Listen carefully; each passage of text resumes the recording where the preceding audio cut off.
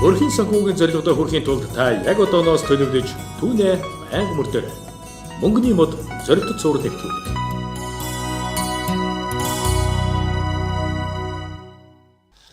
За даваа гарагийн тэглэг шууд хөтөлбөр үргэлжилж байна. Бидэнтэй хамтдаа байгаа сонсогч та бүхэндээ маш их баярлалаа. Яг одоо гэрүүлийн санхүүгийн боловсрол зориулсан мөнгөний мод шууд нэвтрүүлэг хүрэхэд бэлэн болж байна. Тэгэхээр бид энэхүү нэвтрүүлгийг Монгол банктай хамтран бэлтгэн хүргэдэг. Өнөөдөр бид захин төлбөр тооцооны тухай тэр дундаа одоо Монгол банкнаас хэрэгжүүлж байгаа захин төлбөр тооцооны аяны хүрээнд ямар ажлуудыг хийж хэрэгжүүлэх вэ гэсэн сэдвийн хүрээнд ярилцах болно. За нэвтрүүлгийн студид Монгол банкны төлбөр тооцооны газрын захирал инх болдын анар хүрэлцэн ирсэн багааны сонсож үзэгчдийнхээ өмнөөс орой мэндийг хүргэе. За орой мэнд хүргэе. За захин мэрэнд захин төлбөр тооцоо гэдэг бол маш чухал зүйл болоод байгаа. Тэгэхээр Монгол банкнаас энэхүү хэрэгжүүлж байгаа аяныхаа тухай эхлээд давчхан мэдээлэл хүргэе. За 21-р зуунд бол ерөнхийдөө техник технологийн дэвшлтийг ашиглаж боломжийг нэлээд одоо улам бүр нэмэгцээр байна. Үүний нэг жишээ нь болохоор санхүүгийн одоо үйлчлэгийг захимжуулах буюу финтек гэсэн энэ үйлчлэгээ маань нэлээд сүүлийн үед бол нэлээд одоо иргэд харилцагчдын дунд бол нэлээд одоо юу гэх хэрэглээ нь бол нэлээд сайн нэмэгдэж явж байгаа бүтээгдэхүүнийд нэг болж байна. Энэ талаас ч гэсэн Монгол банк талаас ч гэсэн үндэсний төлбөрийн системийн талаарх бодлого хяналт зохицуултыг Монгол банк талаас бол тавьж явдагтай холбоотойгоор энэ хүү санхүүгийн шин технологиг бол олон нийтэд таниулах энэ нь одоо ер нь ямар үйл ажиллагаа явж байна, банкуд маань ямар шин бүтээгдэхүүн гаргаж байна, финтек компаниуд маань ер нь ямар хөө үйл ажиллагаа явуулж байна, иргэдэд илүү ойр ямар үйлчлэгийг явуулж байна гэдэг талаас бол энэ аяны одоо хүрээнд бол нэлээд танилцуулах юм. Бодлого талаас нь бол мэдээж 2018 онд хэрэгжиж гисэн үндэсний төлбөрийн системийн тухай хууль батлагдсан хууль хэрэгжиж гэсэнтэй холбоотойгоор зохицуултын одоо асуудлууд дүрм журам зааврууд байна. Яаж өөрчлөгдөх вэ? Энэ талаар бол Монгол банк талаас иргэдэд илүү тайлбарлах, танин мэдүүлэх, соёнгийн өргөлөх талаар энэ оны аяны манд дугаал үйл ажиллагаа. За өмнө нь бид бол бэлэн мөнгөөр за мөн картаар ч юм ингээ гүйлгэ хийдэг байсан бол одоо ингээ захимаар шилжиж байна гэж шилжих аяныг бид бас ингээ зарлалчлаа. Энийний давуу тал нь бас жоохон юу вэ гэдэг. Захин банкны захим хэрэглээний. Тийм. Ер нь бол яг урд нь төлбөрийн систем байна гэдэг бол өдөр тутмын одоо хүн үйлчлэгээ авахтаа төлбөр төлдөг. Энэ үйл ажиллагаа одоо талх авах ч юм уу, автобусаар суух ч юм уу, энийг бол бэлэн мөнгөөр төлдөг байсан бол сүүлийн үед яаж юм гэхээр карт руу хэрэглээнд орж эхэллээ. Карт нь цаашаа нь дамжаад гар утас руу орж эхэллээ. Тэгэхээр зэрэг хүн иргэд маань ерөнхийдөө гар утастай явж байхад бол ямар нэгэн байдлаар үйлчлэгээ аваад яваадах боломж энэ болцоонд одоо 21-р зуунд бүрдэж байна. Технологийн энэ одоо шийдлүүдийг ашигласнаар бол бүрдэж байна гэж үзэж байгаа. Энэ тал дээр ч гэсэн Төв банкны зүгээс бол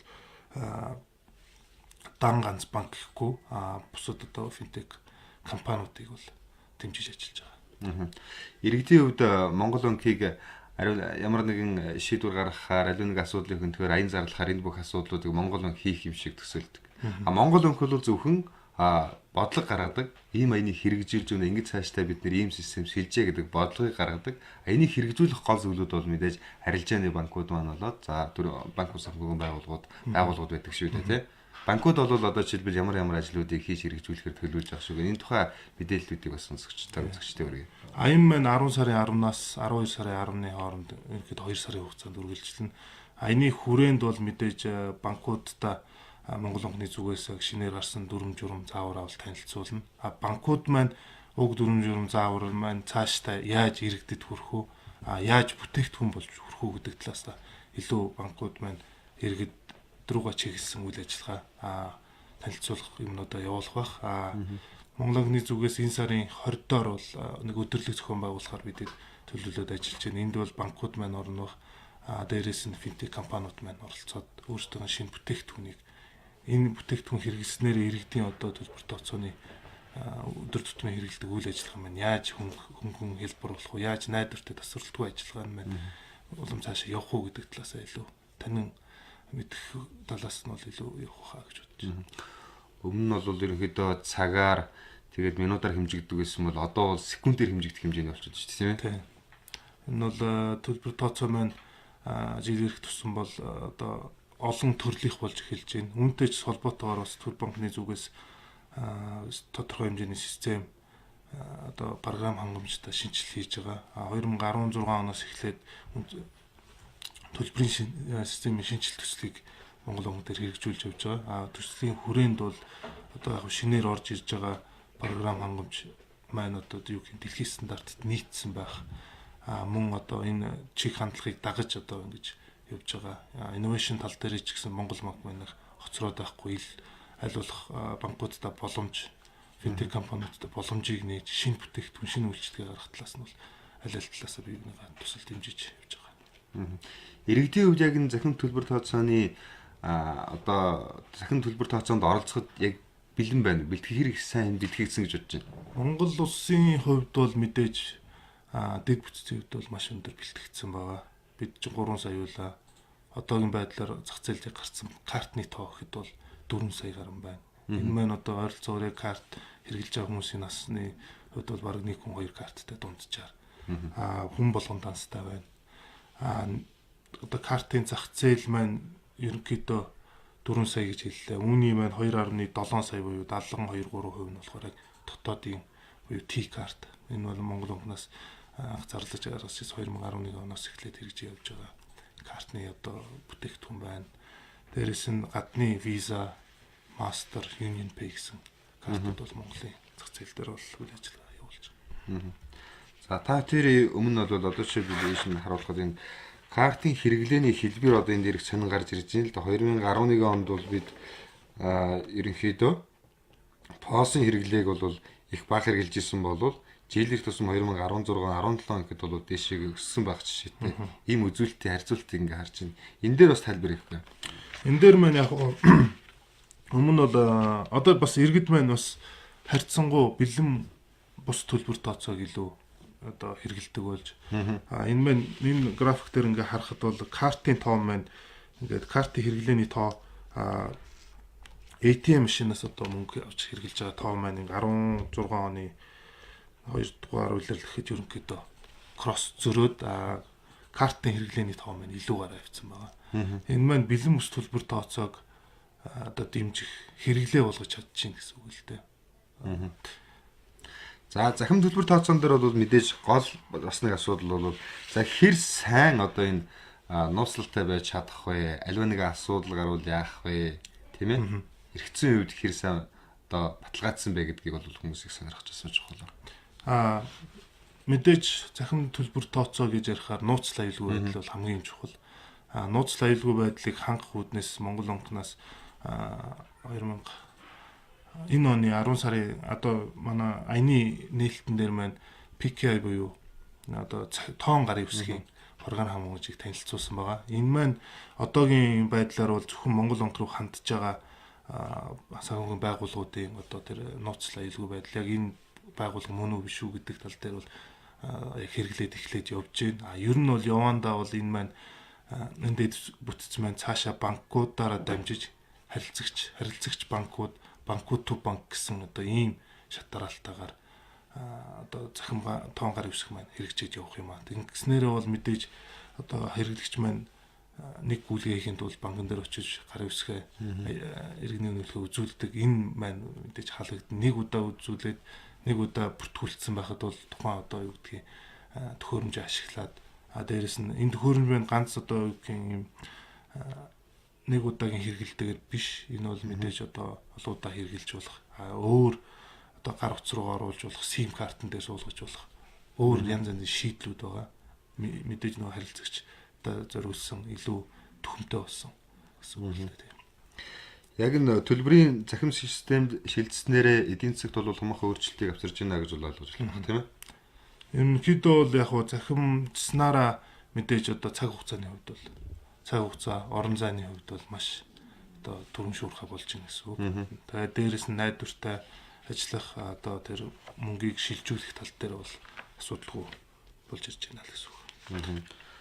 Тэгэхээр манай иргэд олон нийт бол одоо энэ захин хэрэглэн шилжихтэй байгууллагуудаасаа бас нэг зүйлийг хүсэх нь юу гэхээр бид бол одоо шилжүүлгээ ингээд захимаар ингээд хиймээр байна. Танай байгууллага захимаар хүлээж авах боломжтой. Заавалчгүй одоо бэлнээр төлөх хэрэгтэй ч гэдэг юм уу. Худалдаа үйлчлэгээний байгууллагуудын асуудал дээр бас энэ асуудлыг гардаг штэ. Иргэн болоо жишээлбэл ингээд гар утаснасаа ч юм уу ингээд шилжүүлэх хэрэг нь байгаад байдаг. Нөгөө хүлээж авч байгаа хүн маань компани байгуулах хүн ч юм уу хүн маань данс байхгүй бид нэрх боломжгүй юу итэм явчаад ирэхгүй яад юм бэ ч гэдэг. Ингээд цаг хугацааны хувьд бас нэг хомсдолтой зүйлүүд гардаг штэ. Тэгээ ерөнхийдөө харьцангуй бас энэ одоо өмнө нь бол бас тэгээ бэлнээр аавна гэдэг ч юм уу тийм байдал бол ажиглагддаг байсан бол харьцангуй энэ маань багассан. Одоогийн байдлаар ихэд POS машинаар картаараа төлөх боломж байна. Дээрээс нь одоо QR код ашиглаад төлөх боломж байна. Дансаараа шилжүүлэх боломж байна. Энэ маань бас энэ илүү боломжуудыг нээж өгч байна гэсэн үг. Яг одоо бэлнээр ингээд авдаг мэдээж байгууллагууд орон нутагт бол байгаа. Гэхдээ харьцангуй одоо бэлнээр төлөх энэ үйл ажиллагаа маань харьцангуй багасж байгаа болов. Одоо улсын хэмжээнд хамгийн сүүлийн байдлаар авсан тоогоор бол ойролцоогоор 40 мянга орчим одоо яг POS ATM машинууд улсын хэмжээнд бол ажиллаж байна гэсэн үг. За түрүүн бас битээр яриандаа дурддагдаад өнгөрсөн тоон гарын үсгийн системийг одоо нэвтрүүлж байна. За тэр тоон гарын үсгийн системийн гол зорилго ач холбогдол нь юу байна вэ? За мэдээж нууцлал гэдэг асуудлыг бол хүн өөрсдөө маш сайн шанс агснараа та ямар нэгэн гэмт халтлагаас өөрийгөө сэргийлж чадна гэдгийг бас төгсөн тийм. Тэгээ тоон гарын үсгийг яг төв банкн дээр ингээд бид танилцуулаад хэрэгжүүлж эхэлснээрээ бол хоёр янзын нэг нь хэрэглэгч талдаа нууцлал аюулгүй байдал тал дээр ахиц одоо дэвшил гарна гэсэн үг. Нөгөө тал дээр бол тухайн байгууллага банк өөр дээрээ тийм нууц одоо тоон гарын үсгийн тийм програм хангамж авалгүйгээр Монгол банкны энэ програм хангамжийг ашиглаад явах боломжтой. Ингэснээр мэдээж зардал мөнгөний хувьд гэсэн харьцангуй одоо илүү юу юм бэ? Зардлын хувьд бол хамгийн бага гарах боломжтой. Бараг үнгүй шахуу аваад хэрэглэж явах боломжтой гэсэн. За энэ хугацаа хэдэн хугацаа хүртэл үргэлжлэх вүлээ? Аяны үр дүнгээс яг Монгол банкны зүгээс ч юм уу банкуудын зүгээс иргэдээс яг юу хүлээж байна? За аяны хугацаа маань 12 сарын 10-ны өдрөөр ингээд ерөнхийдөө дуусгар болгоно. Үүнээс өмнө бол бид нэг өдөрлөг зохион байгуулна гэж түрүүн бас дурдсан байгаа. Өдөрлөгийн хүрээнд бол бас 2 өдөр орчим болох байхаа. Нилээн одоо банкуд маань өөрийнхөө шинэ бүтээгдэхүүнийг танилцуулах. Монгол банкны зүгээс яг өнөөдрийн байдлаар төлбөрийн системд яг ямар үйл ажиллагаа явуулж байна? Хууль дүрм журмын одоо танилцуулах те шинээр баталсан журмаа танилцуулах. Энэ иргэдэд маань яаж хүрэх үү? Байгууллагуудад маань яаж хүрэх вэ талаасаа. Хоёрдугаар төлбөрийн хэрэгслийн шинэ технологи одоо гарч ирж байгаа. Энэ бол Монгол банкн дээр дурдхад бол одоо бидэд түрүүн бол карт дурдсан. Тэгээ 2.7 сая ширхэг T-карт, төгрийн карт байдаг. Энэ картыгаа бол бид нар одоо ийм байдлаар карт маань зөвхөн нэг соронзонгоор уншдаг. Зүгээр ингэж татаж уншдаг бол одоо ерөнхийдөө эх оны 2 дугаар улирал гэхэд бид олон улсын EMV стандартад шилжснээр карт маань чиптэй болно. Ингэснээр олон улсын стандартад хүрсэн нууцлал аюулгүй байдлын хувьд бол нэгдүгээрт хүрэх юм байна. Хоёрдугаарт болохоор зэрэг энэ нууцлал аюулгүй байдлын энэ түвшинд хүрснээр одоо финтек компаниуд болон гар утас маань өөрөө карт маань өөрөө гар утсанд ороод төлбөр тооцоо хийх боломж нэгдэнэ гэсэн. Тэгээд үүнээс цааш юу болох вэ гэхээр зэрэг карт маань өөрөө одоо контактлес бол NFC технологиг дэмжих боломжтой болж ирнэ. Ингээд ер нь бол одоо шин давуу талууд бол нэлээд үүснэ гэсэн. Боломжууд нэлээд гарч ирнэ гэсэн. За тэгэхээр яг аяны талаар ямар ажлууд олон нийтэд хүрэх вэ? Аянтай холбоотой мэдээллүүдийг ч юм уу хэрхэн яаж олж авах вэ? Иргэдийн хувьд. Тэгээ аянтай холбоотой мэдээллийг мэдээж Монгол банкны захин хуудсанд бол байршуулсан тусгай зис гаргаад байршуулаад явж байгаа. Банкудаар маань бас яг тухайн өөрийн гэсэн банк байна, өөрийн гэсэн бүтээгдэхүүнийг танилцуулаад явна. Би үүнд үзсэн өдөрлөг бидний зохион байгуулахаар явж байгаа. Энэ өдөрлөгт маань та бүхэн бас өргөнөөр оролцож одоо яг ямар хөө шинэ бүтээгдэхүүн гарлаа. Энд танд ямар хэрэгтэй вэ? Яавал таны одоо гүйлгийг илүү хурдан шуурга дамжуулж чадах вэ гэдэг талаар мэдээлэл олж авах боломжтой. Мөн Монгол банкны одоо сошиал одоо Facebook болон Twitter одоо хаягуудаар мэдээллийг тухай бүр шинээр явуулж байгаа. За захин банкны төлбөр тооцоо хийсэнтэй холбоотой ямар нэгэн одоо эрсдэлтэй зүйл гарсан тохиолдолд хаана хэн тандах вэ гэдэг асуудлуудыг иргэд маш их асуудаг л да. Яг одоо шинэ хууль маань батлагдсанараа дан ганц төлбөрийн систем дан ганц оролцогчийн дан ганц банк биш болж байгаа. Энэ дээр бол хууль одоо хуулийн этгээдүүд орж ирж байгаа. Дээрээс нь компаниуд орж ирэх боломжтой болж байгаа. Өмнө нь бол зөвхөн банкнд хооронд явдаг байсан энэ төлбөрийн систем маань одоо бол банкнаас бусад байгууллагууд орж ирэх боломжтой болж байна. Мэдээж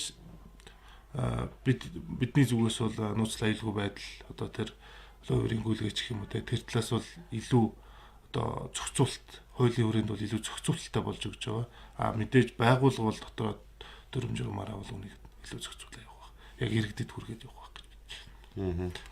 За энэ дээрээс тодруулаад ингээ төлбөрийн картын зах зээлд одоо UnionPay жишээлбэл 10% ч юм уу Mastercard ингээд 1%-тай гэдэг ингээд үзүүлэлтүүд харагдчихээн л та.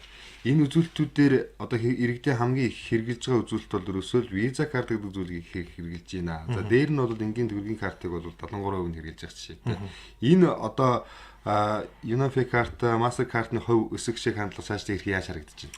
За яг хуу дотоодын картын хувьд бол 73% T карт гэж байгаа. Энэ маань зөвхөн Монгол улсад одоо төлбөр тооцоонд хэрэглэгдэж байна гэсэн үг тийм. Visa, Master, UnionPay картны хувьд бол мэдээж энэ бол гадны одоо олон улсад гарах тийм гарцууд нь маань байгаа. Ер нь бол яг T карт, Visa карттай, T карт, UnionPay карттайгаа ингээд co-брэнд буюу одоо дүүл хоёр брендийн карт болоод Монголд ч ашигладаг, гадаадд ч ашиглаж болдог картууд сүүлийн үед нэлээд гарсан байгаа. Энэ хүрээнд бол яг монголчууд маань хаашаа илүү зорчиж байна? Аль картыг илүү хэрэглээ болгож чадж байна? Аль карт нь одоо иргэдтэй илүү сервис үзүүлж чадж байна гэдгээр бол мэдээж энэ зах зээлийн одоо гурмаар бол зах зээлийн зарчмаар л явах байх. Яг хэрэглээний хувьд бол мэдээж одоо UnionPay картын хувьд бол бас нэлээд өсөж байгаа хандлага байгаа. Мэдээж иргэд маань одоо өмнөд түвшин рүү зорчдог тийм. Visa карт, Mastercard-ны хувьд бол илүү одоо Европ тал руугаа ч юм уу Америк бусад төв рүү зорчиж байгаа иргэд маань илүү хэрэгжилж байна гэсэн.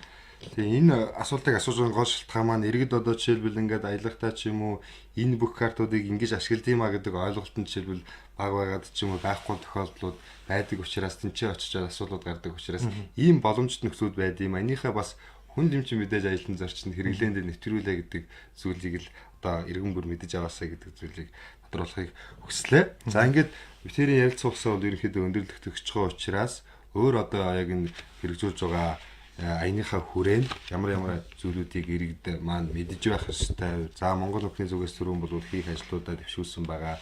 Тэгэд иргэд бол өөрсдөө тухайн харилцагч банкндаараа очиод за би энэ захин төлбөр тооцооны аяны хүрээнд энэ зүйлүүдийг мэдж авахыг хүсэж байна гэд мэдээлэл бол бас авч болох бах тийм үү? Тийм болно. Монгол өхний зүгээс бол яг хуу ийм гарын авлага брошюруудыг мэдээж банкудаар дамжуулдаг ч юм уу одоо сонин хэвлэлийн цэгүүдээр харах боломжууд байгаа. Энэ үйл ажиллагааг явуулна. Дээрээс нь болохоор зэрэг цахим ертөнцид ямар хуу үйл ажиллагаа явуулж байгаагаа энэ талаар бол шторк хэлбэрээр ч юм уу те тарах илүү боломжууд бол байгаа. Ажлуудыг бол хийгээд явна гэсэн.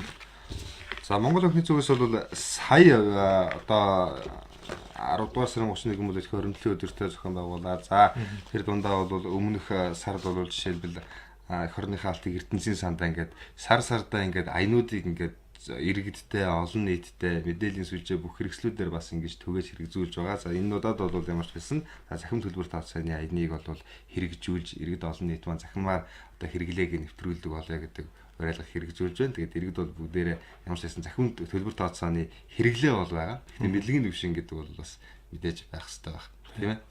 Төв банкны зүгээс ерөнхийдөө ингээд сар бүр улирал бүр ингээд аянууд зохион байгуулж явуулж байгаа алт эх орныхаа алтыг эрдэнсийн сандаа тий захим ерэн захим төлбөр тооцоо гэх мэт ийм аянууд маань мэдээж юу одоо гол зорилго маань болохоор зэрэг иргэдийн одоо санхүүгийн боловсролыг дээшлүүлэх тал руугаа чиглэсэн аяны гол одоо санаа зорилго маань тэр чиглэл рүү хандсан байгаа. Тэгээд иргэд маань ч гэсэн бас энэ аянуудад маань бас идэвхтэй оролцож өөрт яг хэрэгтэй мэдээлэл аянаар дамжуулж авах боломжууд нь илүү нээлттэй байгаа шүү.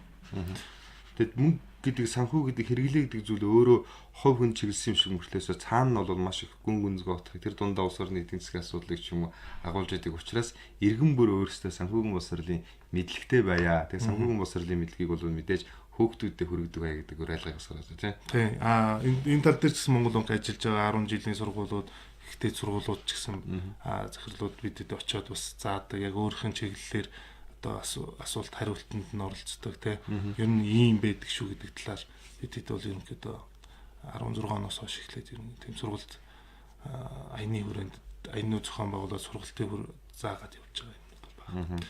За баярлалаа. Тэгээд өнөөдөр бас бидний урьдыг хүлээн авч хүрэлцэн ирсэн Монгол банкны төлбөр тооцооны газрын захирал Хэнх болдын нартай амжилтанд хүсье. Тэгээд иргэд маань сонсогч маань бүгдээрээ Монгол банкнаас хэрэгжүүлж байгаа энэ аянуудад идэвх зүтгэлтэй оролцож өөрсдийнхөө санхүүгийн боловсролын мэдээллийг ээжлүүлээрэй гэж та бүхэндээ хэлэх байна. Тэгээд бидний урьдыг хүлээн авч хүрэлцэн ирсэн та бүхэндээ за өөртөө ажлын амжилтыг хүсье. За баярлалаа.